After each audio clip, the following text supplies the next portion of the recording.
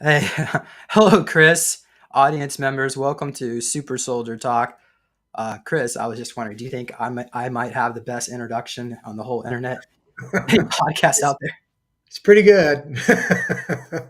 So that music was actually written by a 14-year-old kid out of Ireland, actually, and he since renamed it, rebranded himself. But so I want to give a shout out to Ian O'Brien. So Vortex. It was Okay. excellent. Anyway, so we have Chris here today. Chris, how you doing? I'm doing well. How are you? I'm doing great. So I was going with a futuristic look. I spent almost about 90 minutes creating the artwork for the show, and I hope you like it. But I love it. It's great. I Good job. visualize you in the future. You got your Deems device, but it's like hooked up to the AI mainframe. It does a lot more. But and you got a little notepad, like a little smart glass pad, right? They're translucent. And your other hand Yeah, doing very cool. medical work. Okay. All right, so let me go ahead and pull up the bio here. So, again, this is part two of the show that we did. I think it was in 23, actually. Um, so, this show, we're going to discuss Chris's encounters with various extraterrestrial races. Yeah. Okay, Chris O'Connor created the Deems device, the Divine Evolution Electromagnetic Micro Singularity device, which was used in the secret space program for reprogramming memories and as a way for the body to regenerate itself more quickly. It can be scaled up as a med bed or a pendant size. In the previous show, he has explained how the med beds work, how they wipe memories, and as well as the trip seat technology. So Chris has served 60 years in the secret space program for the United Nations as a intergalactic liaison from 1970 to 2030, and he has returned in a 2-year-old looking clone body.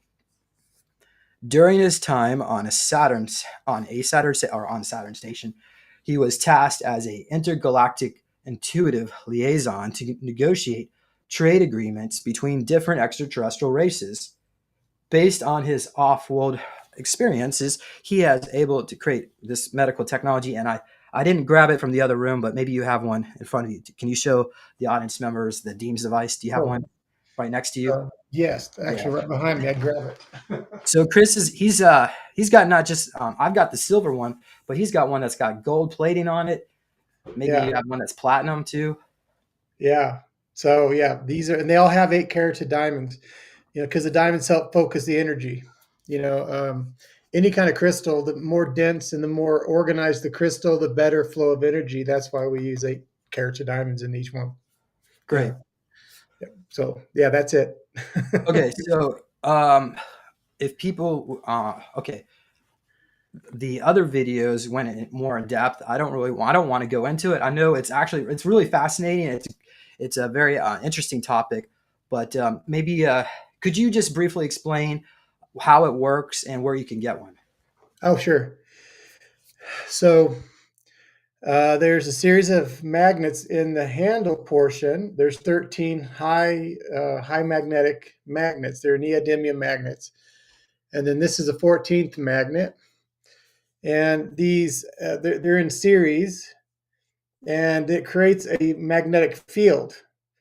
And then that magnetic field wants to come up and around, continue this movement.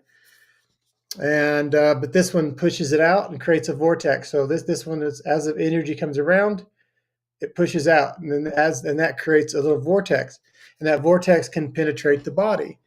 Now it creates a piezoelectric energy and a highly magnetic energy as well, and it relieves pain. It helps you in your meditations. You go much deeper because it connects you to the earth, and so we use these in the secret space program. Mine can't do this because I don't build it to do this, but they can transfer and delete your consciousness. They can move it to another body, and they can actually adjust memory by deleting memory or moving memory. This one can't do that, and it never will be able to do that because that's not what this is about. This is about healing pain relief. It's remarkable for pain relief. You can look it up on the federal government's website with neodymium magnets. But yeah, this was my agreement I made when I left the secret space program, that I would bring this to humanity. And so that's what I've been doing, been working on that. So, but that's basically the Deems device. And you can go to deemscompany.com, and that's a website, and you can read about it. So, Yeah, so the link is in the description, everyone, as well as Chris's contact email. So, yeah. okay, now you actually have a backstory on how you were able to get a hold of that technology, because in the secret space program, at the end of your service, they do what to your memories, Chris? They delete them. Yeah, they take them away, and they kind of, like with me, they led me to believe that I was going to be able to retain them. That was part of my agreement. But then I realized toward the end that that wasn't going to be the case. So I was arguing with them all the time, all the time. I was a big pain with them, because we'll have a handler. We have somebody that kind of sees to us. They see to several people, but so I was just giving them a hard time, because I'm like making all these agreements with them, and they said, well, they didn't care if I released this technology, first of all, because it wasn't theirs. They got it from another race, but also because they said, you're not going to remember it anyway. And I'm like, well, I'm going to remember, all the way up to the point where I was in a small room where they were deleting my memory, and they had the technology back up to my temple, and they were getting ready to push a button and put me out. I said, I'm going to remember. And they're like, no, you're not. Well, I did. And I actually, most of the time, most of the memories that I always remembered my whole life, um, was because of other races that came in and assisted me. When you're a telepathic person, empath person, telekinetic type of person, you can connect with other beings in a different way than if you really. I mean, we all have the capacity, but most of us don't have the practice in or understand the concept or how to do it necessarily. Um, but just about every race I worked with did not like the fact that our government hid things from us. They don't like that, but they can't interfere either. So what they can do is, if you're telepathic and you connect with them telepathically, they can put what I call switches, because I don't know what else to call them, little switches in your mind, in your memory, that when you remember one thing, maybe very innocuous, simple thing, it clicks and that it switches, and then suddenly you remember a bunch of other things. And that's how it's worked with me. And I actually remember a couple of moments in time where they would speak to me telepathically, and I just, and thinking back on that, because they would say maybe something very odd, and I would just be like, what does that mean? But now thinking back, it was a trigger. And it was always to help me remember, because they want all of humanity to know that they're there, you know. So it's a strange situation. So, Chris, could you tell the audience, if you know why are some people immune to the memory wipe technology, like in the case of you, or at least somewhat immune, right? And yeah, and then whereas the majority, I would say, what, 99% of SSP victims or members, right, victims, slaves, were white, totally blank slate. Yeah. Well, that is a really important question, and I believe it's because if you do certain work, whether it's in the SSP or you're, because we're not all native humans. Some of us have come here to incarnate and take the experiences on here. Many of our native races are highly telepathic because they're more developed, or they're older races, or they've practiced, or whatever. And in my case, that's also the case. That my particular race was a highly telepathic race. So I had just trace and residual stuff in my human mind when I began incarnating here on Earth. that it was a little easier for me to be empathic or telepathic, you know, just as a base. And I think that goes back to, because memory are based in your DNA. It's like locked into the DNA because it's frequencies, and vibrations and waves, and it's highly complex. But the fact is, they're all locked into your DNA, your memories. And your DNA is based on generally your native race, and so if your native race was telepathic, then you're going to have these markers in your DNA that are going to override some of the attempts to erase them, just because it's based in your DNA, and deleting a memory doesn't mean it's gone in that case. Just like if we delete something off our computer, the right person can go in there and find it unless it's overwritten. you know it's just I think it's really basically who you are more than anything. Or if you've had assistance from other races to help, like I say, put switches or triggers in my mind, then if you do the work to remember one thing, then that triggers something else. And so, but it's like deep set kind of programming in a way. So, Chris, could you tell us what your blood type is, if you don't mind? no, I don't mind. It's just so positive. Okay. It doesn't seem like blood type is a factor in all this. Now, I know John Whitber claims AB negative is, but I mean, how many people are AB negative, right? To begin with. Yeah, So, yeah, of course, O is the most common blood type, and right. O positive. So, Yeah, okay. I'm very common. Could you, do you have any information on how these memories, because you said the memories are still there, right? But is it like the decoder in your brain? Because the brain is like a computer, but the memories are stored outside of your body in the astral cloud around you, is what my understanding is. So, what are your thoughts about that? Why are the Well, memories gone, or um, not really gone, right? right, right. Well, when you're locking a program into your DNA, like we're our DNA is all programs. That's what it is. It's like zeros and ones. It's like that it's just the way that our body builds itself based on what the signature of the DNA is. Well, those memories are in there also, but it's more. I guess the easier way to explain it would be that the DNA is the gateway to memories, which are in the ethereal realm. Because those information it cannot be destroyed. It's around us, it's within us, it's in our, like you say, our auric field. And so we can put messages in our auric field, that remain there for people coming in, astrally, or from another place and time, another dimension. And if you put messages in, it's in your auric field, so that information is there. And that's the same with memories. It's locked into your auric field, but it's also going back to source. And it's like these memories is information, and information is within the what we call the Akashic records. So it's all there, but it's really, you can look at it like a mainframe storage program, you know. So it's just how you access it. Okay, next question. So, do you think SSP members will suddenly get their memories back from the raising of the vibration of the planet, or will they need a treatment in a med bed, perhaps like after an RV appointment?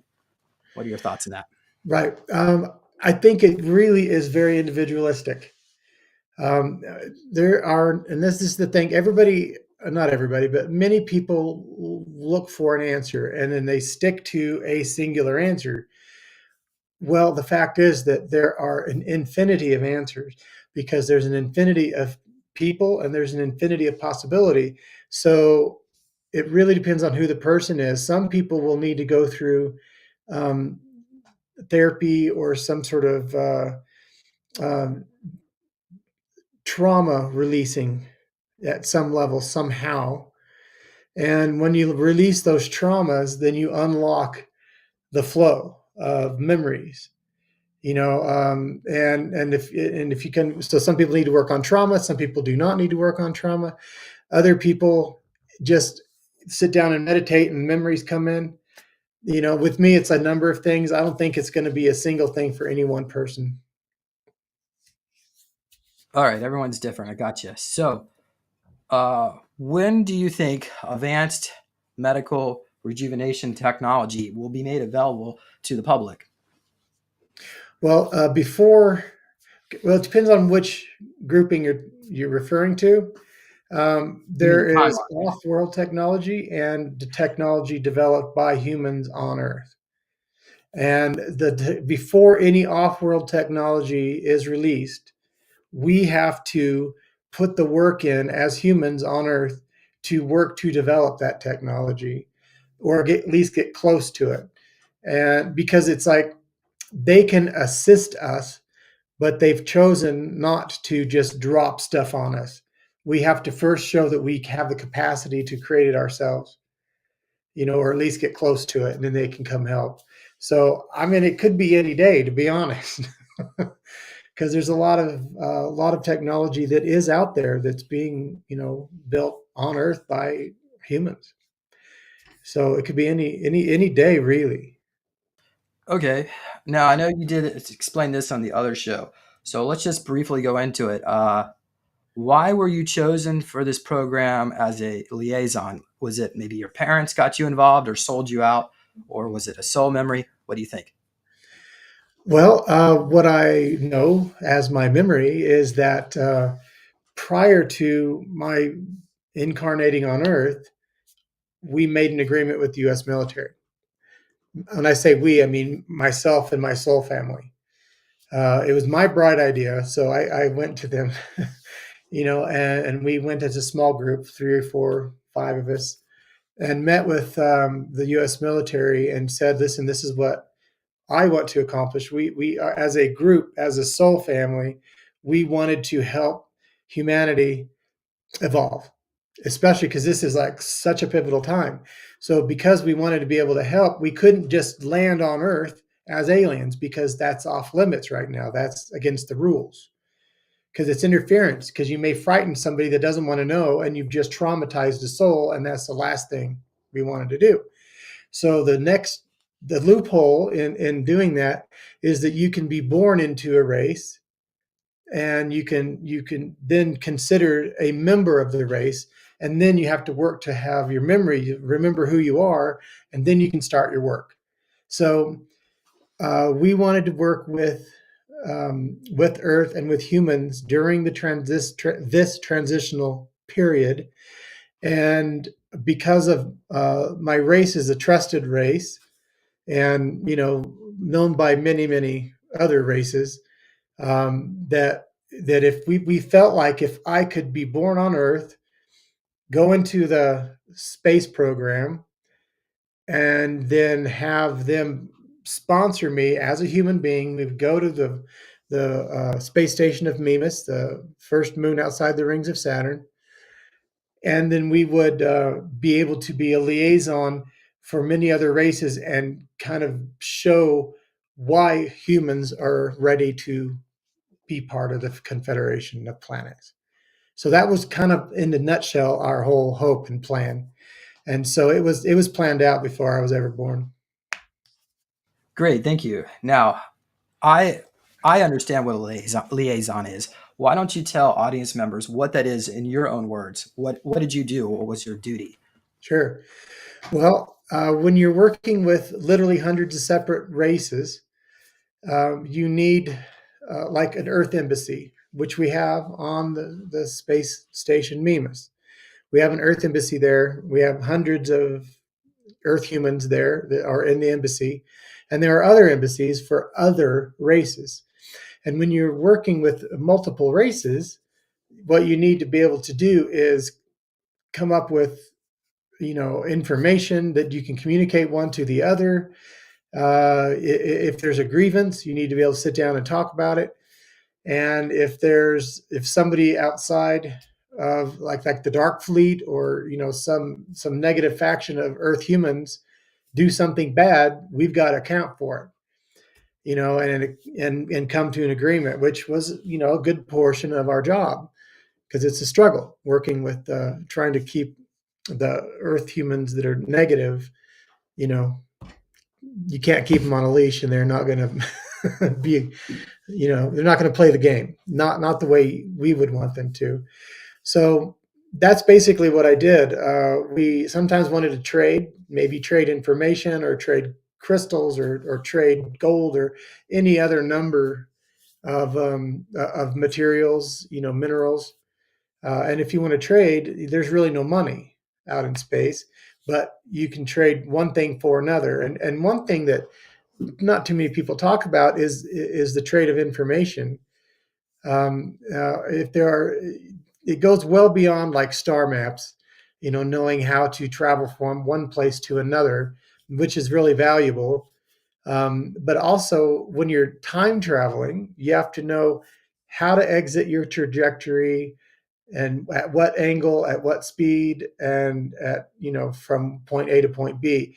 And that kind of information is very well traded in many other races. And the reason you need somebody, it's required pretty much somebody that has telepathic and empathic abilities, is because many of those races don't speak out like we're speaking audibly. They'll speak, some of them speak audibly, some speak audibly in part, and then also telepathically in your mind. Some people just put an image in your mind. Some of them just put an emotion or a color or a sound. They all communicate very differently, and so you needed somebody that can hear that message. More so than send a message, hear the message, and that's something I was able to do, and also was trained the first part of my career with the Earth military. Great, thank you. So I was just pulling up some stats on Mimas. Uh, okay, I'll actually see if you can see that. Give me, hold on a second here. Uh, okay, great. So here we. Oh, wrong one. There we go. Okay, here is a picture of Mimas. Does that look very familiar to you? Oh yeah, if you just imagine a moon with a big crater in it. Yeah. Roughly 80 miles in diameter. It's a really small one. And then Yeah. the temperature on the warm side is negative 294 degrees Fahrenheit, and on the cold side, negative 320 degrees Fahrenheit. So, what are your thoughts on that? Do you remember it actually being that cold, or Well,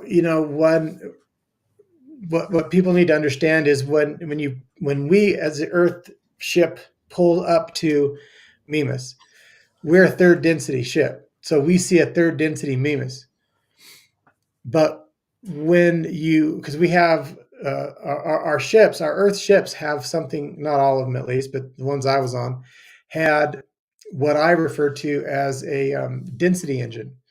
Now that density engine can allow you to move through densities. It's like an electrostatic thing, and it's like you move through energy, and then when if say because the space station where everybody's on it and it looks metallic, not like what we see here, that's in the eighth density. So it's quite a big vibrational increase from what we experience here on Earth.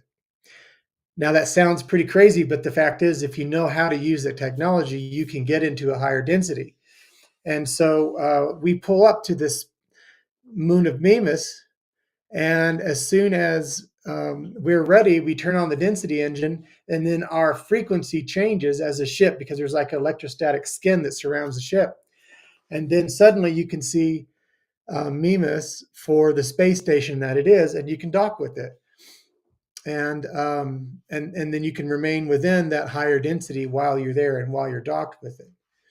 And so I didn't experience those extreme low temperatures because when we got there, we would turn on the density engines and then we would be in a higher vibrational phase. wow? So, was there an atmosphere and trees, plants Really, on no, the surface? Okay, no. Just pretty much imagine the Death Star from Star Wars. Okay. That's pretty much what it was. And ironically, the Star Wars came out in 1977. And then 3 years later is this picture you're showing here on the left. Um, 3 years later was that first photograph taken by Cassini. So somehow, soft disclosure, there was somebody, working with the designers of the Death Star in Star Wars as a way to give a hint that there are some things and mysteries in the solar system, and one of them is Mimas as a space station for real. Hmm. Interesting. So, when we see, let's just use Venus for example. We're told the atmosphere is 800 degrees Fahrenheit, but yet they landed a scout craft with a parachute, right? So nobody questions, oh, why did parachute burn up? But so it's obvious Venus is not as hot as we're being told. But then we have people who say that in Vietnam they were going through portals and actually trying to take over Venus, the Cabal. And so it was like it's a higher density. So what are your thoughts about that? Are these planets all it's all higher density essentially where they're what we're talking about? Yeah, like the higher the density, rather, the faster the photonic rate of light. And the faster the photonic rate of light, the warmer and the hotter it is. So it creates an atmosphere that's warmer. Well, there's a higher photonic rate on Venus. It used to be more Earth-like millions of years ago, if not billions, a long time ago. And so, but it's the sun has evolved a bit more and gotten hotter in many ways, and then Venus has gotten hotter, and now Earth is starting that trend as well because we're moving from a lower vibrational photonic rate from the third density to a slightly higher photonic rate into the fourth density. And fifth, it's a mixture of densities, but as a general rule, overall, we're moving into fourth density, and that photonic rate is slightly higher. So, um, who knows for sure what the temperature on Venus is? I know what they say, but there are beings that live there, but they're high, call them angels. That type of thing that doesn't need the same physical conditions that we need here on Earth. Very good. All right. So uh, now, when you leave planet Earth, is it automatically in a higher density? Do you have Well, to go no, to that density? And yeah, what are your thoughts on that? yeah, not necessarily. The You kind of got to start off with the sun of a solar system. So, say our sun is all densities combined, all of them. It's a mixture, and as it begins to, you know, age, and it'll become hotter. Like we know it's going to become a red, whatever it's called after it's what it is now. It gets hotter and bigger. That's because it's expanding its density, and then all of the planets that are around it also increase their density as well. So life, as we know it, third density, even fourth density, will have to leave the Earth at some point in the future, up until the point that the sun blows up. Then every planet. So eventually, Uranus and Jupiter, Saturn, all of them are going to have that evolutionary phase as well.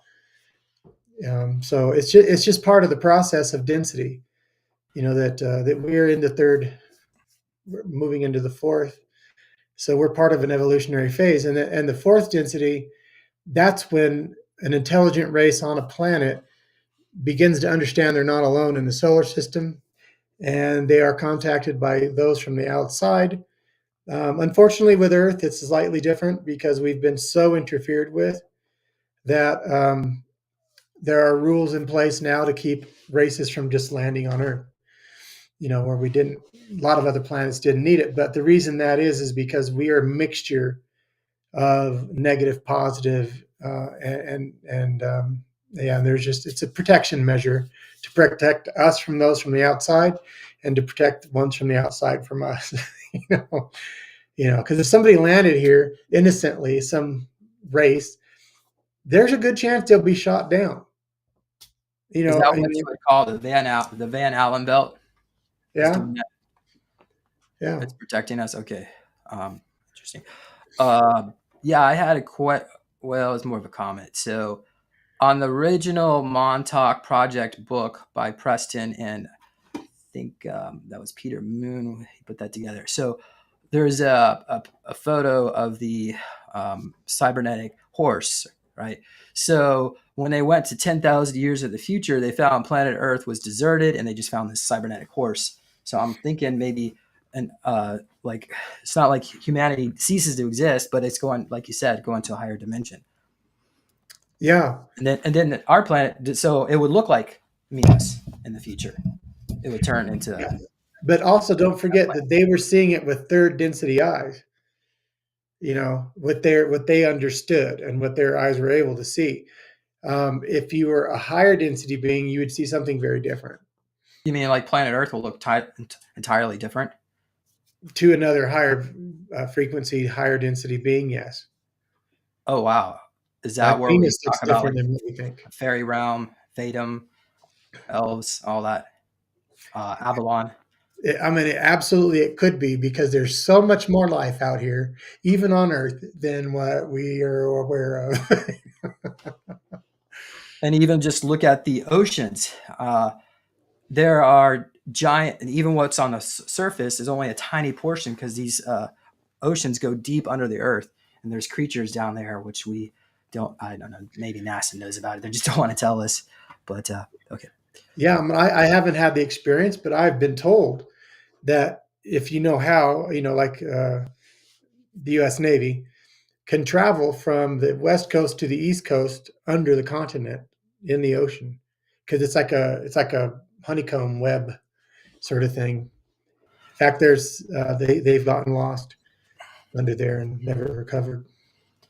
Okay, so let's go on back to Mimas here. So tell us a little bit about the actual station. What what was it built for? Is it like security for Saturn or our system, or well, what can you tell us? Its purpose. Well, it was built by a pretty high frequency race. Their eighth density race, and it was built to house the Confederation of Planets, and that is one of many confederations and federations. They go by number of names. I know there's more than one in our solar system.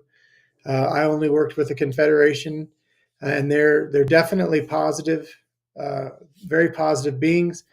Although when you're a confederation, some can look at others and think they're negative and positive, but that's just Earth concepts of what we're judging others to be.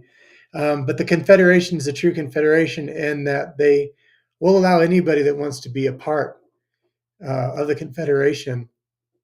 So you have a lot of neutral entities that are there. There's mostly positive, and then there's a few negative, though they tend to be in their own space more, in another space station. It was built to house, these multiple beings, because there's different atmospheres that other beings need. So there's parts of the station. I mean, I was only confined to a small overall, it was big, but a small portion of the station because my atmosphere, I've had to be able to, excuse me, to breathe. And other parts of it, like there's a wobble to Mimas that science hasn't quite figured out yet. Well, that's because inside of Mimas is an ocean, but it's an ocean for other beings that are aquatic, and so there are temperature variations with Mimas. And that's because there's parts of Mimas in the eighth density that are hotter because those beings need a hotter area. And so that's why there's a lot of anomalies with Mimas. And it's in the third density it's difficult to figure out, but once you're in the higher densities, then it makes a lot of sense, why they're detecting weird things. Okay, so did all these different extraterrestrials tend to get along, or was there conflict at times, or was it a Well, it utopia? depends on their density level. The higher the density, the more they got along, because they pretty much fifth density beyond and beyond, there's no conflict that they're a part of. That's really only third and fourth density. So if there's a race that has an army, or they have a fleet of ships or whatever, they're fourth density at the most. Because by the time you've gone through those, many years of fourth density, you have let go of all of the lower density arguments. You've let go of so many things. Now, there's still a negative and positive in fifth density, but the only ones that see the necessity of fighting within that system, is the fourth density, lower density. They're like, we can't imagine. Why would you let them do that to you? Why would you turn the other cheek? And why would you let them, wipe out your planet without retaliation? Because when you're in the upper spiritual densities, you're like, it all doesn't really matter ultimately, because you're not dead and you're not gone. You're just transformed. And then the fourth density, third density, especially, we don't get that. We don't quite understand that yet. So that's why there's multiple densities involved in one. But so most conflict, once you're past the fourth density, you're not part of conflict anymore. Okay, so everybody's connected to oneness. Yeah, ultimately, yes. Yeah, Okay. because even in the most negative entity that you could possibly imagine ever being anywhere, ever in existence, does not go beyond the sixth density. They transmute by the seventh density into positivity, because all things return to source, to oneness, and source is positive. So a positive orientation, what we determine that to be, and that these are all earth terms. Please understand that we're really referring to things here on Earth. Okay. So let's go to the next question. Now, so this station was built by extraterrestrials, right, Chris? Yes. All right. So, why did they even want to bring Earth humans aboard? Right? Aren't we just considered little people to them? Yeah. Well, if you saw a child, infant, wandering down the street, would you not assist? It's the same thing on a spiritual level. Once a race, I don't care what planet you're from, how many of them you are, if you're a positively oriented race, once you leave your planet, which is the end of fourth density, all humans will be gone off of Earth, because they want to be, and they're going to travel the universe. When you're traveling the universe and you're understanding, that's what fourth density is. It's the spiritual understanding of your existence and of the existence of others. And once you realize that you can leave the earth, and you're wandering, whether as a group or as an individual, the thing that you're drawn to do as a positive being is assist others. It's just what everybody does. It's just the next step, and the fifth density is using the technology to do that. So that's the reason why. I mean, it's like a spiritual obligation almost. It's like what they refer to it as an honor duty. It's an honor to do it, and it's also your duty. So you might as well make it an honor at the same time. And so all beings, all races do that. Once they leave their home planet, they go assist others that are evolving up. Very good. Let's go to this question. Can you tell us how many federations do you know of? And if you happen to know their names, maybe list the names. And why don't they all just merge together? Just let's get it all over with. The Galactic Federation. Yeah. That's it. Well, it's the same, because we're still dealing with races that are very different one from the other. I mean, even on Earth, you go visit a foreign country, you don't know the customs, and you have to learn those customs and accept those customs. It's the same with other races. You have to learn the customs of these other races and how to get along with them, and how to see things in a galactic way. And so in order to do that, you have to kind of come together and spend time and together in a space and work with one another. And that's what the confederations are for, or the federations. But there's no limit on how many of those you can have. It's like if a group wants to get together, you go have your federation or your confederation. I always remember it as a confederation, so that's why I always say confederation. But I know that there's no limit to how many you can have. So I mean, it's just random, But I know there are quite a few just in our own solar system. So that's similar to there's the Vatican, and then we have 700,000 denominations of Christianity, but everybody tends to got the same idea of what it means to be a Yeah, Christian. So yeah. same thing with like federation.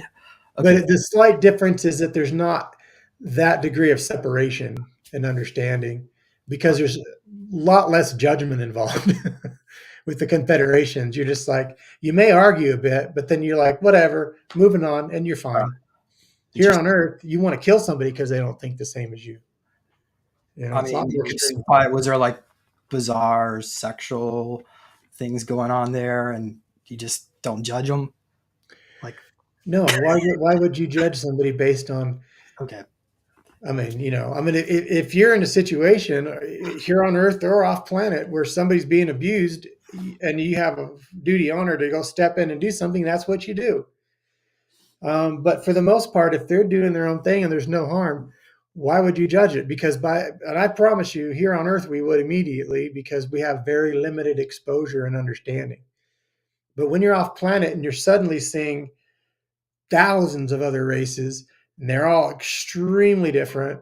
Some of them are very like I, as a human, don't care for, but they're not negative. It's just that that's their kind of like an attitude and superiority, but that's just who they are. And it's our duty to begin to understand and think globally, think galactically, think universally, and understand that you need to accept others. And that's a huge part of that lesson is just acceptance. all right, right. So they didn't bring religions out there, did they? There's not like a mosque, synagogue. Okay, Not really. Not that I remember, I'll say that. okay.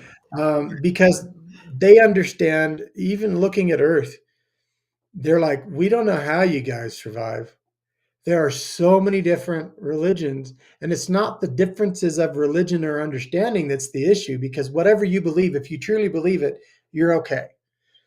So, but on Earth, we're like, no, what I believe is true, and you're not okay because you don't believe what I believe. And that was that was set up thousands of years ago for us to hate one another and can be conflicted and fight. And what does that do? That keeps us separated, that keeps us more easily controlled and not coming together as a race, which is what we have to do. And I think people have forgotten that they're fragments of God. So if you're part of God, and so is that other family member that's low consciousness or whatever you want to judge, then that's what their path. That's what they want to do. So it's not right.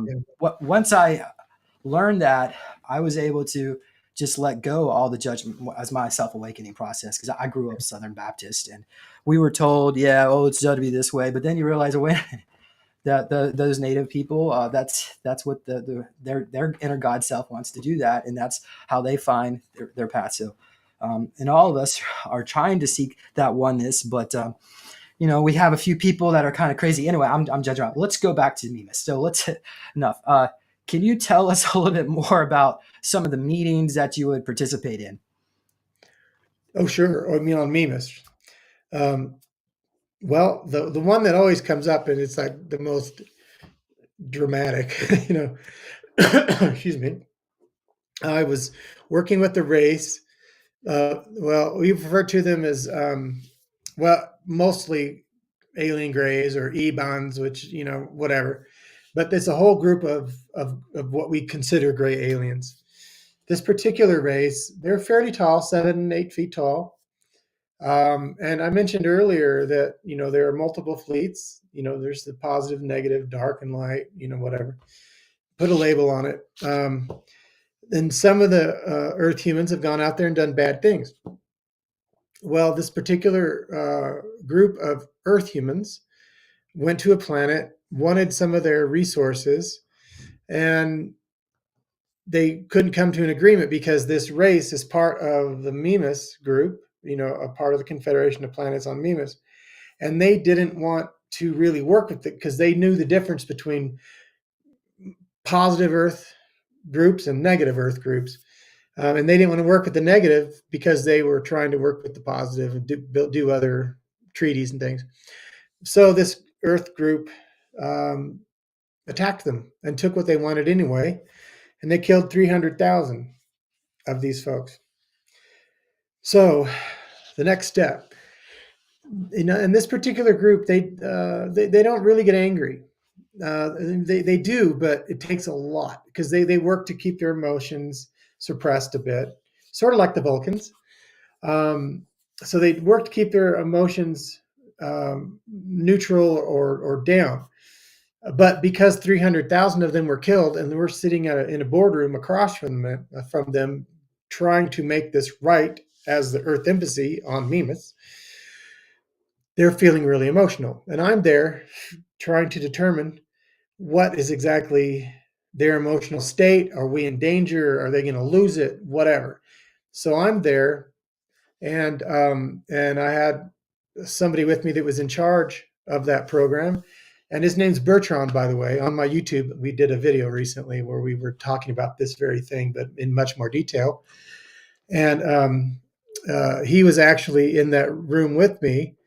Long story short, things didn't go the way that we were wanting them to go, and it was really critical because they were going to exact revenge on other Earth humans. They were going to come to the Earth and do something. We don't know what exactly. I don't remember anyway. And so it was critical for us to take care of this problem. So we're sitting in the boardroom, and this guy shoots and kills me. He puts his hand across his chest. The best I can remember, Bertrand remembers he rubbed his chest or something, but I don't know, whatever happened. But either way, we both saw a beam come out of his, like where his heart would be, come out, and it hit me in the shoulder and killed me, knocked me back. And they basically felt really bad for doing that. And that worked out later. I was killed, but I was moved into they have emergency clones, emergency copies. They're not clones in the respect that they're not inspirited. They're just a bodily form that if you need to take it over, you can technology can move your consciousness to the new body. And so that's what we had to do. And through that process, everything worked out. They didn't come to Earth, and that guy that shot and killed me at that time became a friend. And so it was just that type of thing. But then sometimes we just needed to negotiate a contract. We want to trade information, or we wanted to trade, minerals or whatever. And I was generally not the one conducting the meetings. I was the one sitting there as a telepath, empath, and feeling out. And the funny thing is, the higher density being that they tend to be. So there's 6 density, for example, and they're there. They almost always have a really dry sense of humor, but they think they're really funny. It's like really heady humor. So they'd be sitting there during a meeting when I'm supposed to be like paying attention and making sure everything is okay, telepathically, empathically, and then they're negotiating and I'm just monitoring everything. They're telling me jokes in my mind because they know my superiors can't hear it. So they're like trying to break me. And, they're much smarter than I was, so I remember that a lot. So we would just literally just have a discussion. We would just sit down with many different races, some races that were like 20 feet tall that looked exactly like humans, but massive, little rougher maybe, but yeah. And so we just, whatever the scenario required, we would go and they always have an empath, telepath in the room to help monitor things. Well, thank you. I actually that was one of my questions on the list. It was funny stories to tell about your experience. Do you have any other funny stories to share? Like, I don't know. How about some of the beans you saw, or did any of them look funny? I guess from a human perspective. Well, yeah, there are other beings that I was just amazed all the time. Right, really, I was just amazed at meeting certain new beings, and there's this one race, they're Arcturian Andromedan mix of they got together and had a child basically, and that created a new race. But the thing about them is that they have these amazing eyes. They're tiny, compared to ours. They have a little bit bigger heads. Their eyes are a little bit smaller. But if you looked into their eyes, it would be like nebulas in space. Like a dark eye, like a black eye almost. Iris. And there were no irises, but dark. And then, but in front of that was like these gases, almost different colors, moving constantly, and it changed colors based on their emotion. So I would be like staring at them all the time, and they would just be like, they would just stand there and let me look into their eye, and until I realized, oh, wait, that was at first anyway. But they were very, very. It's like it's like a little kid. They're like, okay, you're done. So there's a lot of races that tolerate humans that don't think we're ready to leave the planet, and in a lot of ways they're not wrong. But they know we already have, so they're working with it, and they're. But we know we're well tolerated, and if we're not well tolerated, we're loved. There's a lot of races that love humanity because they see our potential and they know what we've been through, and they're like, we don't know how you guys did it. I mean, how can you have not completely destroyed yourself by now? And so they're big supporters of humanity. A lot of them. Okay, great. Thank you. Let's go to, can you tell us, have you ever met Vulcans? Like in Star Trek, any Star Trek Yeah, Klingons or Vulcans? Go ahead. I don't. I know there was a race that I don't know what their name was. I don't remember the ears necessarily. I look exactly like a Vulcan. I don't know. I just remember they looked very human. I would say they were more gray than, like, I think Vulcans tend to be green-ish, but they look more gray, but not as a gray. More like if you combined a human coloration of like a Caucasian with a little bit of a gray. That's really what the only thing I remember. And I remember they were highly telepathic and they were really, really admired in the Confederation because they have high technology and they're pretty intelligent. But the thing about them, they're one of the races that were difficult to deal with as a human. Um, if you expected an emotional response, forget it. You know, you're not going to get it. So if you wanted to work with somebody, like with me, I'm like always laughing and smiling and being silly. That's not them, And so I was kind of an anomaly for them. They're like, again, I was tolerated. So that's the ones I remember. I don't know their names, but they were similar to the Vulcans for sure. So if you made a joke in front of them, they would not get it. They would just give you a blank. They would just look at you or me. I'll talk about me. They would just be like, and you think that's funny? Or if they tried to tell a joke, it'd be the same thing because it was like so heady. I'd be like, what? Didn't get it. Yeah, it just reminds me of this. I think she was an Andromedan. So I was taken aboard this spaceship, and there was this female reptilian, and it scared me. And she was so excited that I was getting this memory back, and I said, "Well, I was scared," and she thought it was funny. And I was scared. I'm like, I didn't quite understand their humor. But anyway, Well, yeah, but that's. I mean, because also you were putting off an energy, and that energy, she was probably feeling the energetic field of your fright, your fear, and that could have been something that was, yeah, attractive at some level, they had to send her to the other room because I was scared when I was on the ship. Oh, yeah, Okay. I could see why, because even though there are races on Earth that we're, like Sasquatch, you'd see one out in the woods. It's frightening, especially if you've never had that experience. But if you got to Yeah. know them, you Oh, would change that. Yeah. so the elders can be up to 16 foot tall. Uh, Hmm.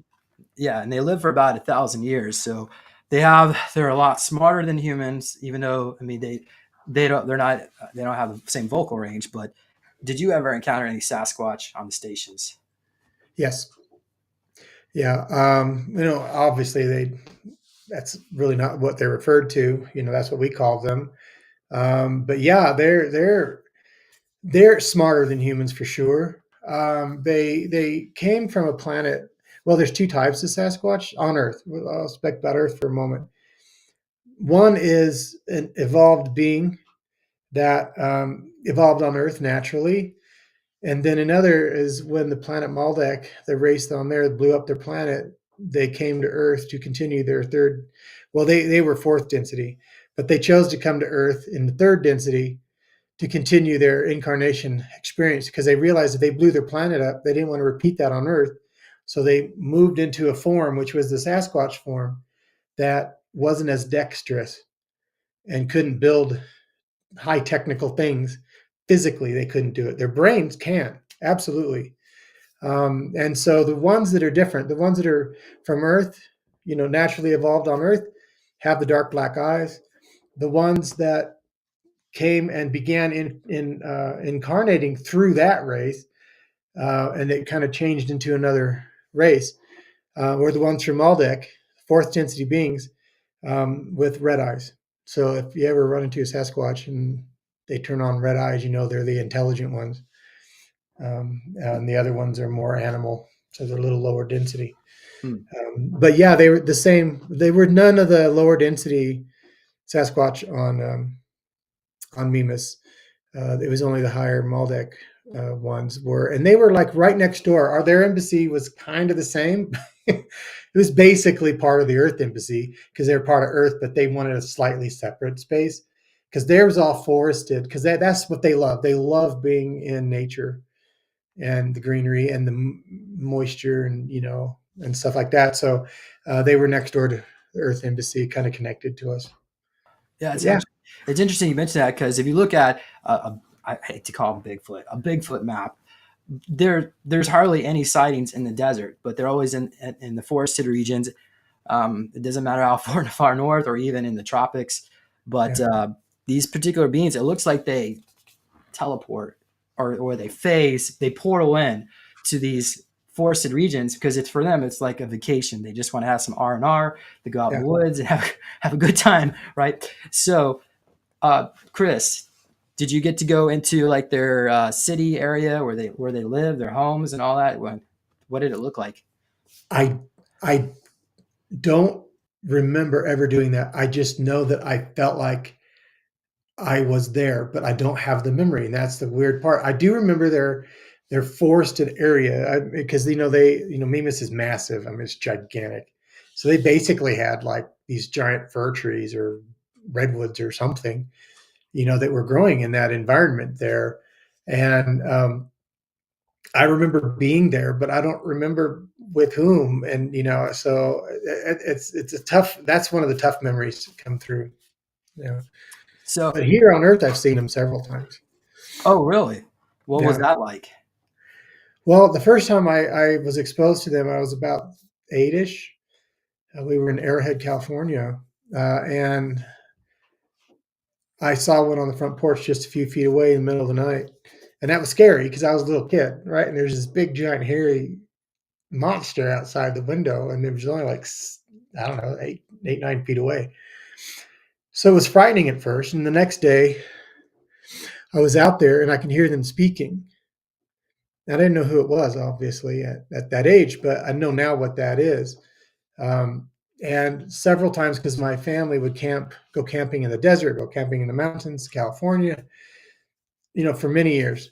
And I've had several encounters, and I've heard them, like even in East Texas. I've been out and I was intruding upon one time, and it kept growling at me, and I could see her laying in the bushes, and I wanted to get closer. She didn't want me closer, so she finally did this growl that was like, and I've been barked and growled at by a tiger, a Bengal tiger, and that stuns you, that subsonic, frequency. She did the same thing, because she didn't want me to get any closer to her, and so I didn't. So I've had just some quick experiences here on the earth with them. Because, in fact, I've been marked by them. I didn't even know this was a thing. They call it something else, but my auric field was marked by the Sasquatch so that I would be recognized and known that I'm safe, you know, to be around. Yeah, it's a amazing topic. We could spit a whole show on it. I've had encounters as well. Um, some people have recorded them and they speak in Native American languages, so they can speak little gruntle sounds, and sometimes they can remember your name. But anyway. Yeah, well, the sounds that I heard were, it was like at the edge of your hearing, you could hear someone speaking, but you can't quite make out the word, and that's all I've ever, except for one time, uh, when my auric field was marked, a female came up to me and she said, and she put a symbol in my auric field, which I'd never had that experience. I didn't even know that was a thing. And she said, "This is so you'll be known in the future." Okay, next question. Let's go to mantis. Did you ever encounter any mantis type creature, mantid, anything like that? I definitely saw them. I don't remember any specific meetings with them, but they were definitely on, because they can remain in the same atmosphere as us. So because the space station had this, very large plaza, huge areas, and all these different races would mix. It's almost like that bar scene in Star Wars. Everybody says it was like that, but it was more open. And so I've seen them. I do know a few things about them. One of them, there's a number of mantid or insectoid races. Most are positive, some, aren't, but those are the shorter ones, apparently. But then some of the taller ones, because they're some of the oldest races in the Milky Way. They've been around longer than pretty much everyone else. They uh, are kind of trusted. And so they're sort of like what you imagine the police force would be of the solar system, and the galaxy, really. So a lot of people, if you look at some of the old abductions, especially in the 70s, 60s, there people would say that there was an insectoid, mantis-looking being standing to the side. Like then they felt like he was somehow, or she, because it's hard to tell. It felt like they were somehow in charge. What that is that there were, especially in that time period, agreements, whether you're a positive race or a negative race. If you were coming to any planet, and especially if they're pre-contact or if they're like humans that are not quite evolved off the planet yet, you have to have a monitor on board. It's sort of like a, a inspector from the USDA going to the meat plant kind of thing. They're testing everything to making sure everybody's staying within the parameters of their agreements. And so people would think that they were really in charge, but really they were the inspectors on board, making sure whether you're negative or positive, you're not going beyond the parameters of the agreements that you've made. Interesting, because Alex Collier stated that when humans would go aboard the Andromedan ships, the children would run away for cover because humans have such a bad reputation for being so. I guess we're capable of good, but a lot of negative too.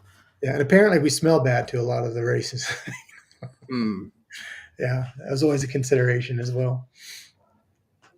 And did anybody ever say that to you, Chris? You smell? Did they ever like ugh, like look away? Well, we knew by research that this race can't really stand the smell of humans. you know, and there was the one thing I do remember, the one circumstance is I had to sponge my clothes with, it smelled like ammonia. I just remember the smell. It was like pungent. I could barely get through the moment. But to them, that was appropriate because it covered the human scent. But then there were other things like we go through these atomizers, because even if you were to like completely smell like nothing when you entered the room, some point, especially if you're nervous, you're going to start smelling bad, or good, depending on who's on the receiving end. Did you ever encounter any kind of fairy or elves or any leprechaun type creatures, little humanoids? Well, I did not even think this existed a couple of years ago. I didn't even remember them from any of my other experiences. But I began to see things at night. Um, like if a person were to look at them under a microscope at pond water, it'd be like a bunch of different entities, like cells or little tiny microscopic animals. They were all these different things just floating around and swimming in that water. That's what the night sky looks like to me. And once I began being able to see with higher density eyes just through practice, then I was able to see what we just can only call fairies. They would be like, like so tall, like 6 inches or so. And I could just see them. You could see just a buzz of wing, and you could see a little human shape. And I thought, oh, well, I'm just seeing things. But no, even where I'm living now in Colorado, from time to time in the spring and summer, I'll see them darting between bushes. So I've never said that publicly. So there you go. Well, the Fatum realm where these beings come from is literally where magic. It's a very magical realm, but they also have advanced technology. So but to get access to it, you have to have permission. So there's groups of reptilians that have been trying to get in there to steal the magic from these fairies, but they're not going to have access because that's the closed system. But Yeah, yeah. So they're okay, just letting me glimpse at them, I guess. That's all right, let's go next question. Are humans small in comparison to most extraterrestrials? What do you think? The size? well, there are so many different other races that we're somewhere in the middle. There are probably fewer smaller entities than us, but there are some that are 4 or 5 feet. Some of them are reptilians. Some of them are look like humans but shorter, like ancient humans. Then there are others that are much taller. Like I said earlier, there's this one particular race that looks very human that are around 20 feet tall. And there are some that are just taller but much thinner. I've known some races. They're more like light than anything. You can't quite, there's not quite a form in front of you, but you can see them, but you can't define it. And they're like a foot wide and 14, 16 feet tall. And so overall, I would say, from what I remember with just reviewing different races, we're somewhere in the middle, maybe on the low end. Was there any Godzilla like creatures, sized creatures? Uh, Godzilla looking, yes, they were about 5 feet tall. That size, I don't remember. I don't remember anybody being that size. I know there were some really huge beings. There's supposed to other planets where, they're just everything is much bigger because of the chemical compounds that are on their planet. They were able to grow Gravity. bigger. The Yeah. gravity was lower, and blah blah blah blah blah. So I know that they exist, but I don't have a specific memory. Okay. Let's see here. I wrote Galactic Federation Star Trek. Was it like that? There was actually like a council type governance, and yeah, Yeah. Well, there's multiple layers of confederations, and or federations or whatever. And the one that I was working with was, because it was a really high density race that built it. Um, they weren't all that active in it because they're pretty much light at that particular time. So yeah, here's a good question: if they're pretty much photonic and light beings, why would they and how could they build a physical space station? Well, because they build it through thought. And they build it through thought because part of what they felt like they could do to be of assistance to not only humanity but other races as well, other planets, bring everybody together, because that's the goal ultimately, because we're all going back to source. We might as well try working on it now. They would they would create this physical space station through thought. So we didn't have interaction with them, and people say, well, how can you not remember their name? Well, at that level, when you're after the sixth density, seventh density, eighth density, and beyond, you don't need names because you're so connected. You know everything about everything there is to know. So names are not necessary. They may give you a name that's for you to refer to them, so you know how to either contact them or refer to them. But yeah, Interesting. Like we call them Sasquatch, and do you remember what they call themselves? The I Sasquatch I people. I, I Okay. I've written down somewhere. Okay. I won't forget. Okay. I don't know where that Uh, is. Next question. Dog beans. Did you ever encounter any type of humanoids with like a poodle-like hair, or maybe more of a German Shepherd looking? The only one I remember would be a mix between a German Shepherdish sort, but a shorter snout. And I'm trying to think what's the name of that type of dog that we know. Um, it's not Like a pug, sort of, bulldog. but much shorter, flatter face but the coloration of a what we know as a classic German Shepherd. But I don't remember much about them other than they emote love. And they love okay, this is one thing I do remember is they really admire humans because of what we put toward our pets, cats and dogs, or any other pet we have, because most races don't have that connection with nature that we have, and so they really admire that. And so they're like, they really like humans. And there's other animal based races, what we see as an animal, because they evolved on another planet a long time ago and, millions years older than humans. And so they've become intelligent, like even in our lifetime. Many of us can say that we have seen animals become more intelligent than they were when we were kids, or at least we perceive it in that way, and it's a different understanding. So, and that's because animals are evolving alongside us humans right now on a spiritual level. And so they're becoming something greater. I, I don't know. Okay, I'll ask this question. If you don't. Okay. Were humans ever used as pets by other extraterrestrial beings?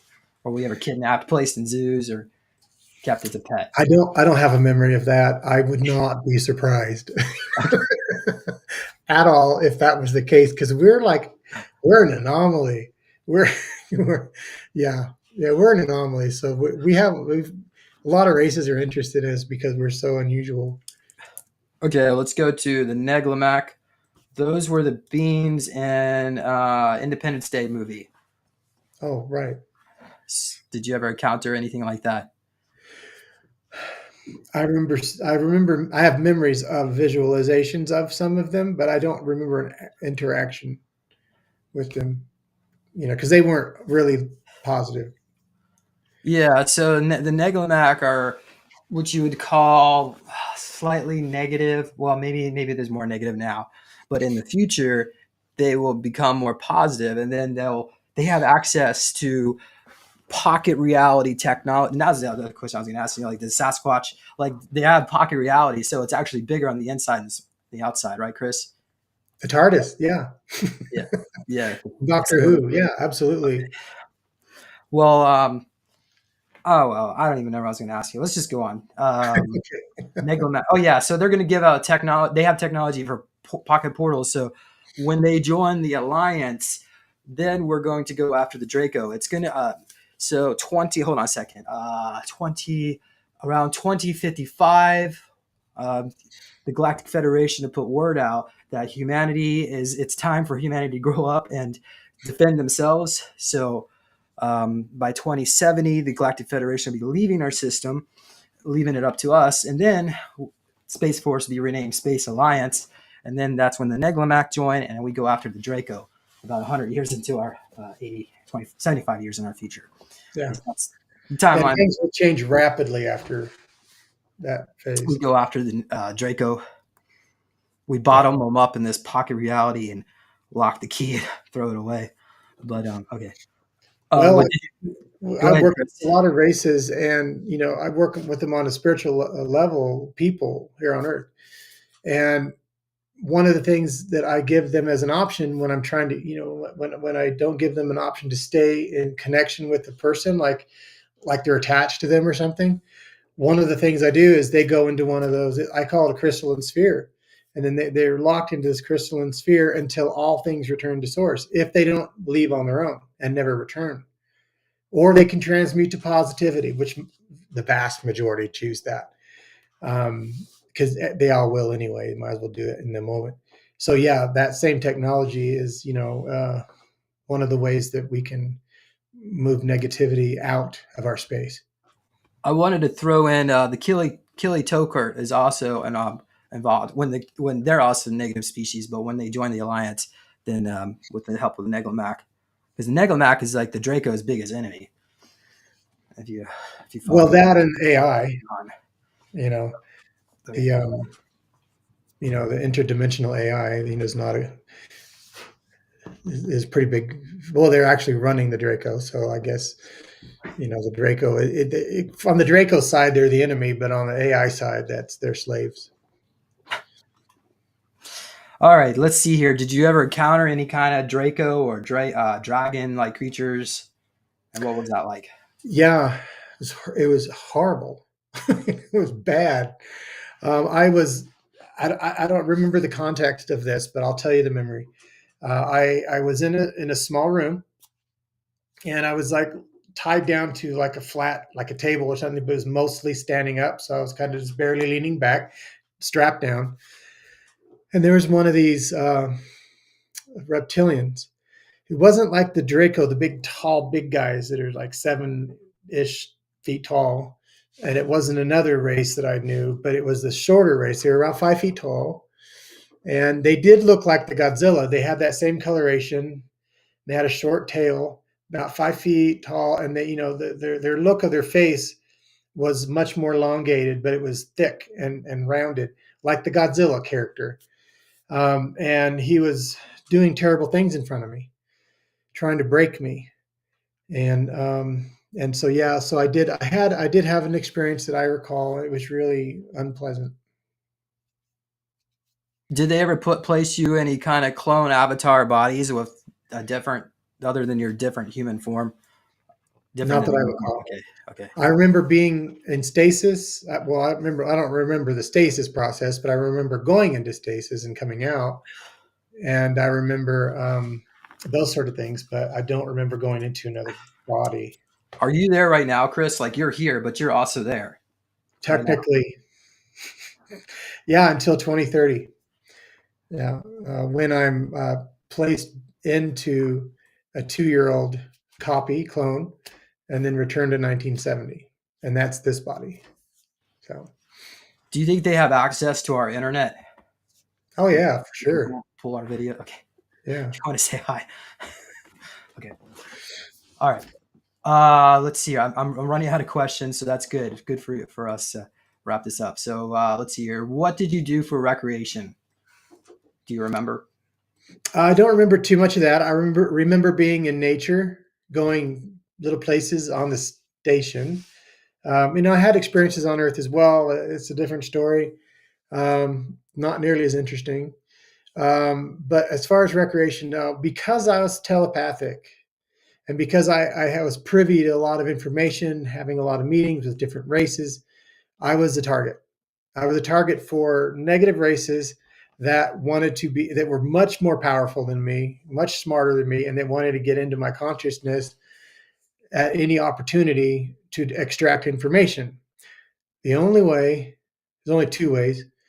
The only way to prevent that from happening is me remaining in a space, room, what have you, that's like a Faraday cage that blocks out all of that energy so that they can't telepathically make a connection. The other way is to put me in stasis. And that stasis pod basically worked as a Faraday cage as well, especially if I was traveling, say, between Earth and Mimas.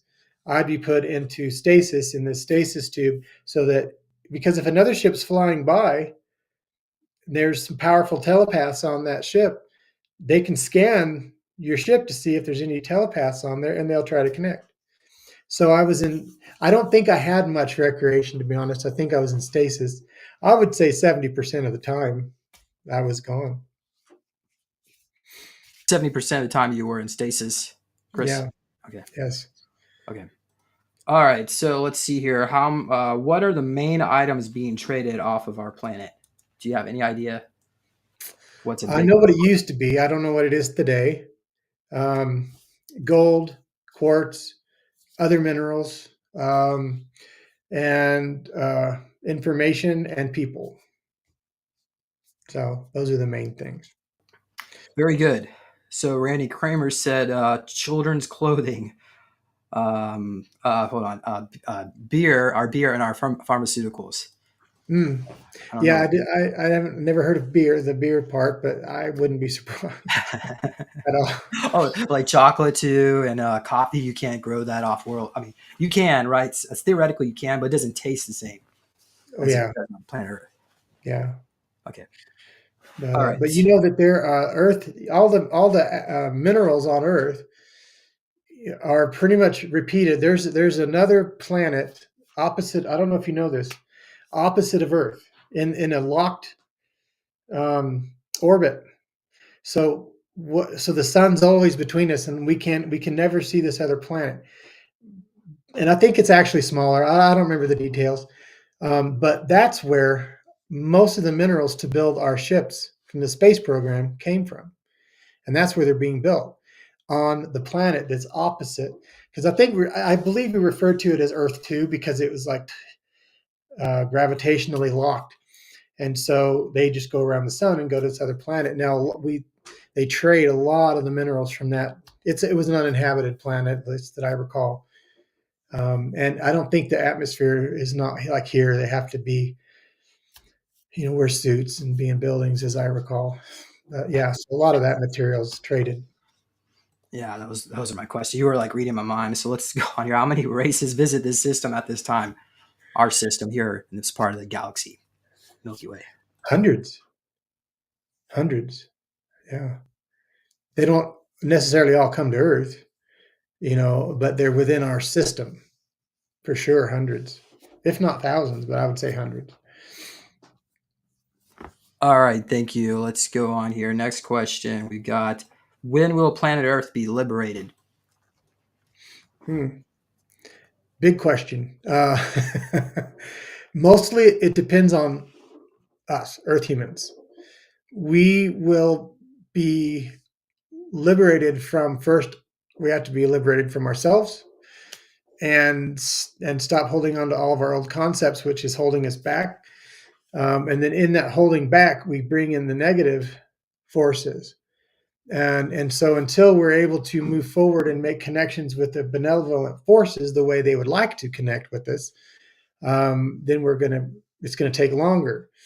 Um, so for the most part, it depends on Earth. But I do know, I don't know how I know this. I've just always remembered that at this point, less than 100 years from now, the Earth will be an extremely different place and very positive.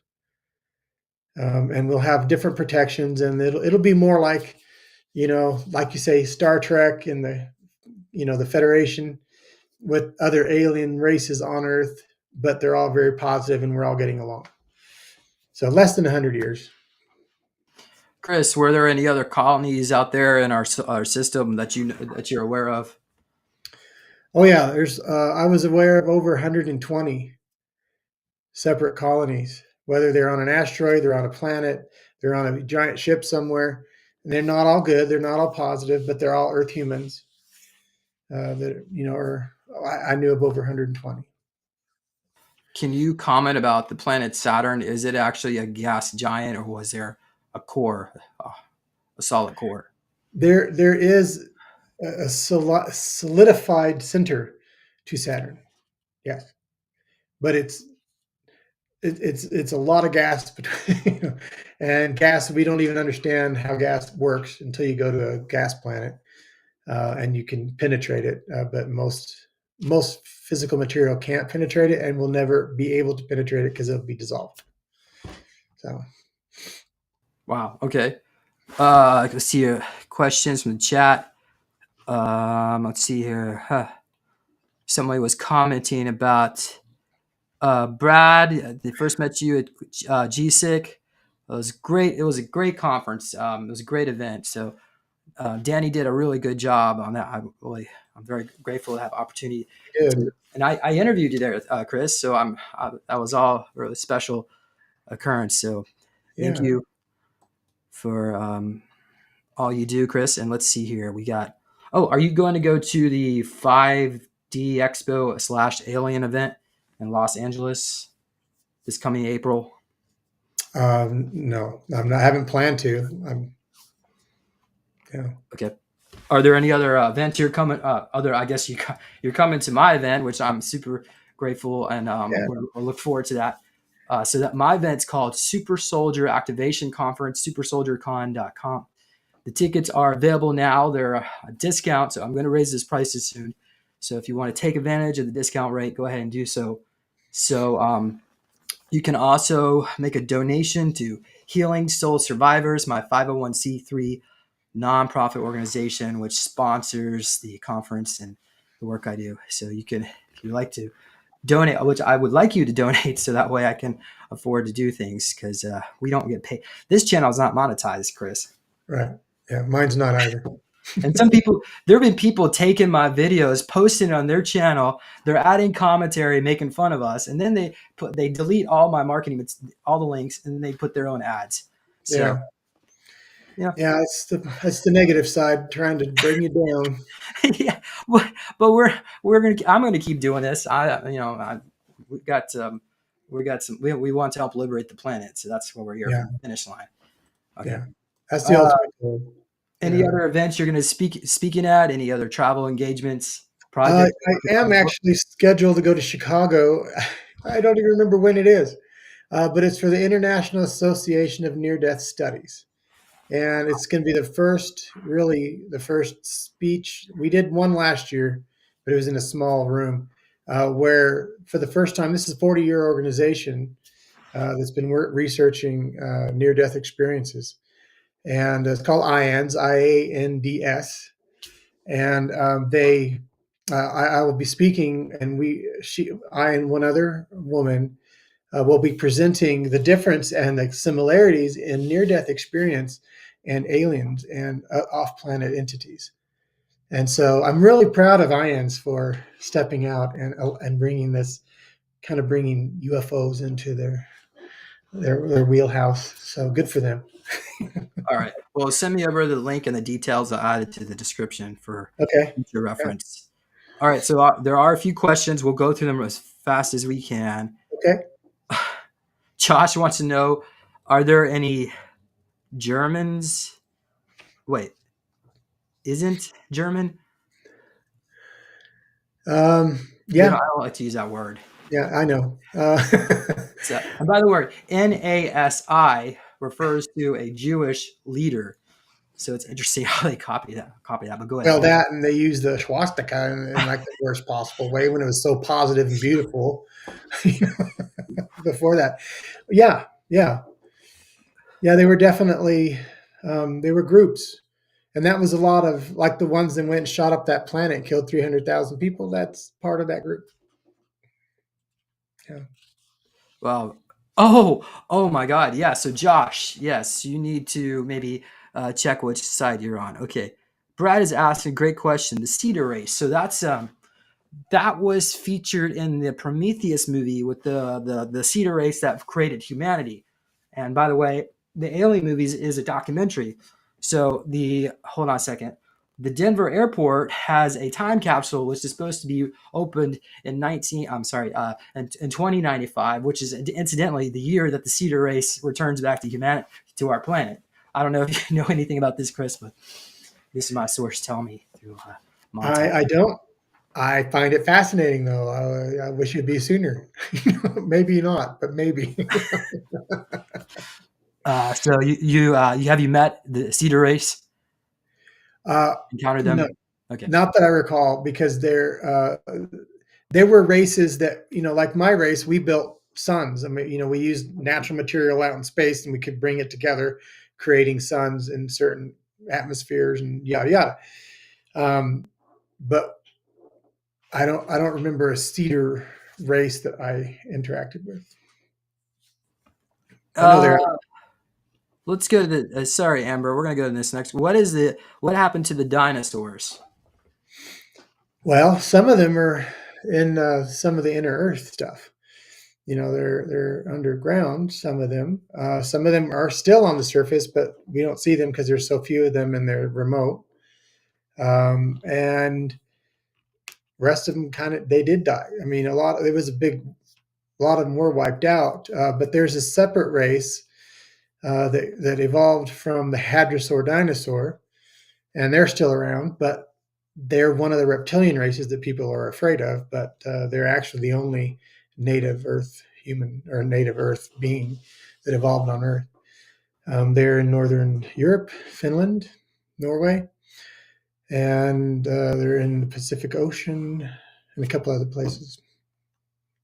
Is that the Velociraptor type creature that Corey Good mentions? Now, these are a different one. These look almost entirely human, but a stunted nose and green, scaly type skin. Otherwise, they look like humans, and they have a short tail, Huh. and they're greenish. The males have some blue on them. Females, I think it's yellow or some light color. I forget exactly Huh. Because I get them mixed up. But otherwise, they're pretty much human looking. Would you consider them positive, negative, or neutral? They're neutral. I wouldn't go knocking on their door. You know, I Leave them wouldn't alone. do Leave us that. alone. Yeah, okay. Well, if there are any green reptilians out there, we send you love and light too. So Absolutely. we all share this sphere. Any experience with the Anunnaki? Yes. Well, obviously, the Anunnaki aren't a single race. They're mixed, different races. Anunnaki simply means those from the sky or something to that effect. So there's a reptilian Anunnaki. There's like an Andromedan type Anunnaki, and there are multiple other races that compound as Anunnaki. I think what most people are asking is a reptilian, the Draco. And yeah, I like I said, I explained the that darker, shorter, Godzilla-looking entity. Um, they are basically enslaved by the more intelligent reptilian, what we call Anunnaki. Yeah. Would you consider them positive or negative at this current juncture in time? Well, this is what's really interesting, and it's a good way to ask that because as humans are evolving from third, fourth into higher densities, so are all races that are part of this cycle in the galaxy. So it's like the whole galaxy kind of evolves at the same time, slightly different pace. So they're evolving also. And because all negative entities eventually have to evolve and transmute to positive, then some of them are seeing the futility of being negative earlier than others. So you have one race, even if they are reptilian, Anunnaki, highly negative, many within that race are transmuting to positive. So you get a mixture, and it just depends who you run into if you run into any of them. Hopefully, it's the good guy. Are you on Team Inky or Team Ia Uh, or Team Humans? yeah, I'm Team Human. Okay. All right. So Jay, why don't you rephrase that question? Let's go on here. Next question. In relation to Christ's off-world job and galactic beings, he's in contact with. So how about this? Could you tell us what is your understanding of ascension and a solar flash, if you have any information on that? Well, it's simply a process of the evolution of the sun and the earth. As the sun evolves, it forces because we're getting bombarded by photons and light and energy from the sun, which is evolving. Like when I was a kid, the sun was yellow. Now it's white. It's becoming hotter. Then the Earth is also in that same process. So as we absorb energy, it changes our DNA, it changes who we are, and we begin to open up and become more involved. or evolved. Now, children for the last 20, 30, 40 even years that have been being born are of full higher photonic rate, their bodies. That's why we're completely breaking records all the time, like the Olympics. How do you keep, breaking records? Well, we're evolving, we're becoming a better machine. So solar flares do affect, our DNA, and it's really in a positive way ultimately. Okay, thank you. Next question: who killed the dinosaurs? I wasn't there. Uh, But I would say that it was intentional for the most part. I've heard the story that there were, well, part of the Anunnaki, there was a mixture of races, and some of them that were reptilian wanted to create a more evolved being to create a slave race. And so, in order to do that, they had to get rid of all the big meat eaters, you know, that would have eaten us up. okay, I think it was either maybe a virus or maybe the atmosphere changed with a pole shift, Yeah. which the environment, because there were supposedly like massive trees, about like the Devil's Tower in Wyoming and so on. So the climate was different. Yeah. Okay, let's go on. I am going to skip some of these questions because we are getting low on time here. Let's see here. We've got so he's asking about Trump. He died in a crash in 1989. What are your thoughts on that? I don't have any information on that. All I can say is not everybody you see out there is who you think they are. That's just part of life right now. Did you ever encounter Trump at the MEMA space? And then you mean No, no, okay. no. I believe where I was told he went was Jupiter. So, but I don't know. Oh yeah, that was the Artemis Accords, which Michael Dr. Sala is features. Okay, let's see here. Moving on here. Any other good questions? How about this? Should we be feeling any type of vibrational pain going from the fourth to fifth dimension?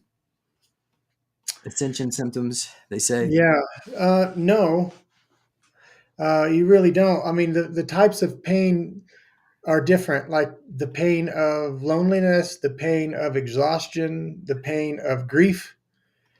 Those things you'll feel. But it's not like you're not going to physically feel pain because it's a slow cellular change. Is Chris aware of the Cabal's plan for humanity during the 2040 culling? Not specifically, but yeah, I'd hope by then that, that part of the whole entire process is people are choosing to leave the planet in one form or another. And it's part of the process. It's like I was raised fundamentalist Christian, and we referred to it as the rapture, the harvest. That is going on. It's been going on since the early 80s, and that'll continue until the planet balances itself out and most negative people have left and gone somewhere else. Right. So I don't think they're gonna we're not gonna see an incident where suddenly a bunch of negative people disappear. No, no, it'd be natural deaths, whether it's through a disease or maybe a tidal wave or an earthquake, but it's part of the process. It's much more merciful than an asteroid hitting the planet. Everybody will be traumatized, and then they don't want to create that trauma, so they try to make it as natural as possible. Do you have any family off world? Did you have children or relationships? I had a relationship. I don't remember. I don't believe I ever had any children. No. Were you restricted? You weren't allowed to? I don't remember being restricted to do it. Um, just never happened. Like I said, I was in stasis most of the time anyway. Yeah. So Spiritual Drip says dinosaurs were the Draco that so the Draco were at war with the dinosaurs and they used a powerful weapon. Okay, thank you. Let's see here. Um, they just keep rolling in. I'm gonna see if there's anything to quickly go through this. Did you ever go to Antarctica? no, not that I remember. And I've wanted to remember that if I did, I've actually been. In fact, I kind of want to go there now. Yeah, no. Okay. Mark's asking, what's the holdup with med beds? Again, it comes down to um, firstly financing. Those are incredibly expensive things to develop, but also Earth humans, people that live here now that are native Earth humans, have to develop it first, and then they will receive assistance. Now, individuals who are building these things are being assisted, but it's more telepathic, information coming in. So I would say, honestly, very, very soon, within the next few years, we'll have an incredible technology coming out. Well, do you know anyone who's building a med bed? Well, other than myself, yeah, I kind of put mine on a little bit of hold right now. Like I said, it's incredibly expensive to develop these things. But yeah, I know of a couple of other people as well, building different versions of it. I mean, mine was operating for a while, and it was working quite well. So hopefully, y'all put prayers out there; it'll work out. Have you ever met Ashtar, the Ashtar command? Not that I recall. All right. We're going to be, oh gosh, here we go.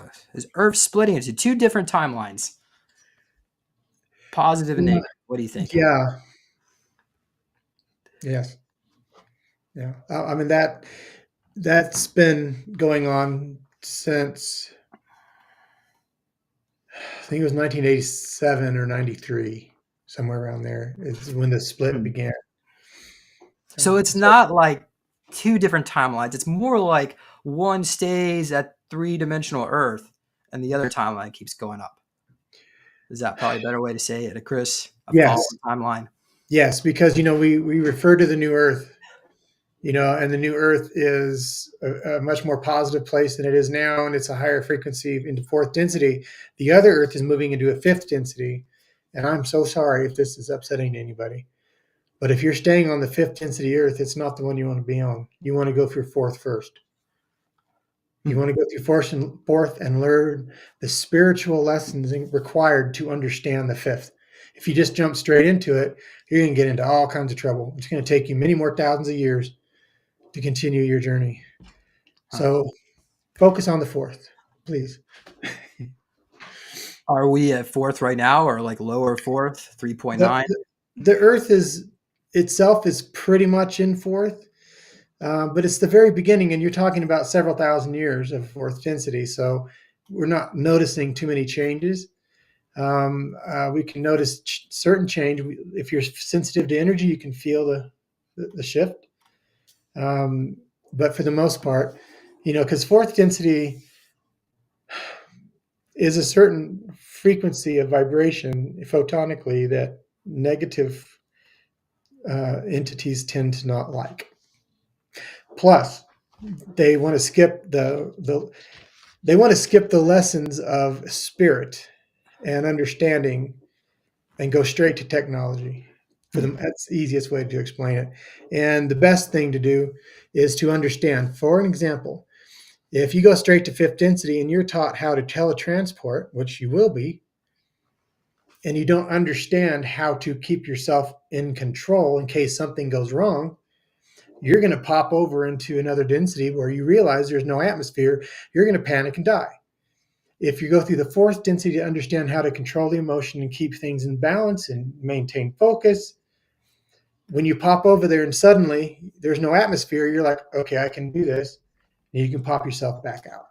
That's the easiest example I can give you to understand why you need to go to fourth first. You got to go to school before you can learn how to the trade.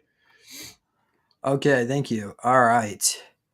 I really appreciate everybody for joining us. Thank you again, Chris. We have, I've got another, actually, I guess we got, did everybody get to enjoy the Sedona Awakening Conference? I uploaded a bunch of videos last week. So Oh, go back in the archive. Yep. And then Again, go to Healing Soul Survivors. Please make a donation. You can also go to Neological Tech, purchase a copy of my book, Lone Wolf. I go into the secret space program at 400 pages. My own awakening. I've got over the years I've documented, done regression work. So you're gonna learn. I've got like channel messages from Bush Senior, and he's in a certain level of hell right now, but whatever, astral hell. But anyway, so you could also purchase a meditation device. You should purchase a meditation device. I'm going to play a quick clip with the LifeWave patch. I've been using those to help increase my energy. It's a great technology. So I think I covered everything. Go to supersoldiertalk.com, subscribe to our list. Go to supersoldiercon.com and purchase a ticket to our conference in October 8th to the 12th.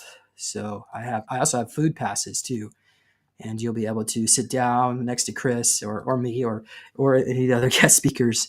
So subscribe over on Rumble. I prefer you go over there. We have a Telegram group. Suddenly we grew like 10% last month. So a bunch of people signed up. So thank you all for joining us on Telegram. And again, let's keep it all SSP related. A lot of people, we have Trump supporters in here, but Trump doesn't cover the entire planet. There's a lot of other people. So okay. Chris, do you have any other final comments?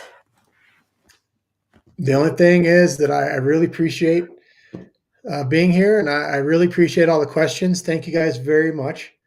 And I just look forward to seeing everybody at the conference. That'd be great.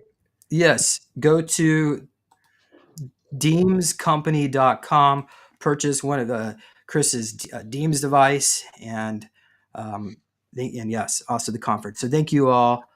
Someone was asking about, see, you're not even allowed to say his name because it's censored now, but he is coming on soon. I do got him booked, so rest assured, we're all good. Okay, everybody. Thank you, Chris. Audience members, we'll see you all later. Goodbye. Bye. See ya. Hello, everybody. Welcome back to another exciting episode. Today, we have LifeWave brand partner Arthur Gross with us again today to discuss a fascinating product that's been making waves in the wellness and energy space in the life, and that is the LifeWave Energy Patch. Arthur, welcome to the show. How are you doing today? Hi, James. I'm doing great. Thanks for having me back on.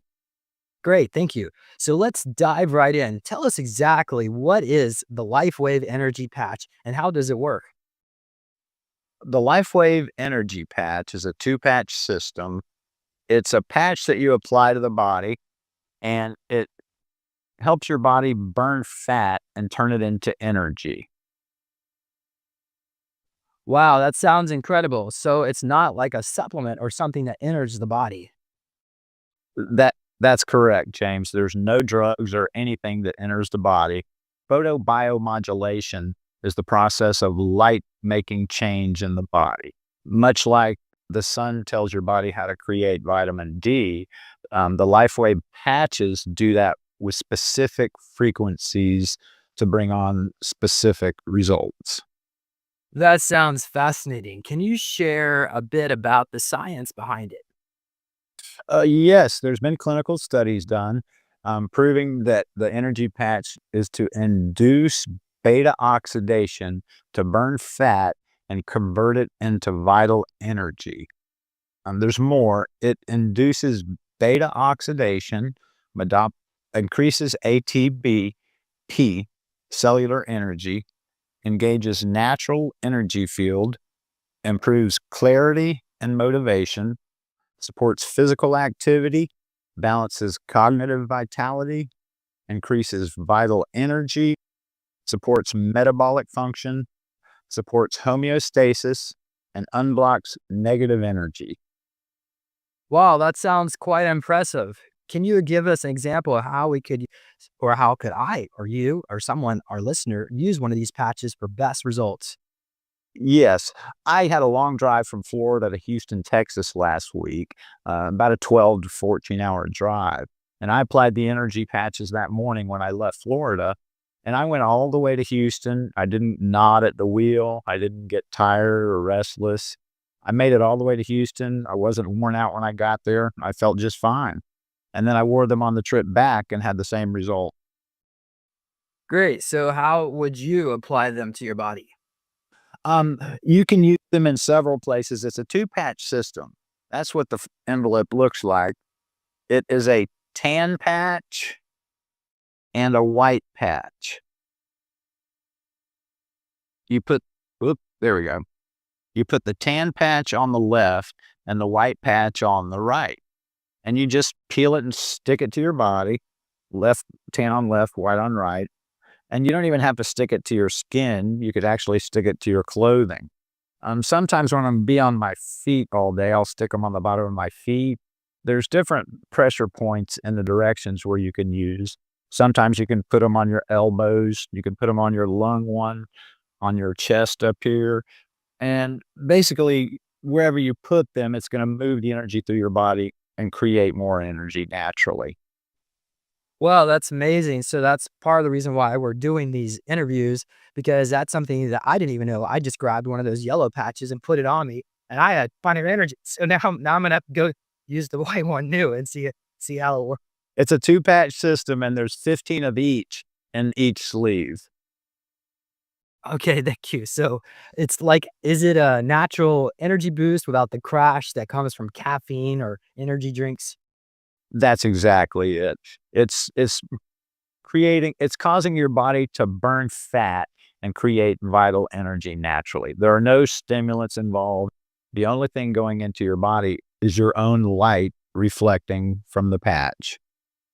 Wow, absolutely. So Arthur, thank you so much for joining us today. There has been a very enlightening process in this conversation, and I'm sure our listeners enjoy this as well.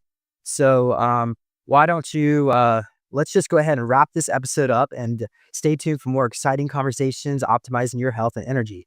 So Arthur, any last final comments? No, thank you very much, James. I appreciate you having me here. All right. Until next time, take care, everyone. Bye-bye.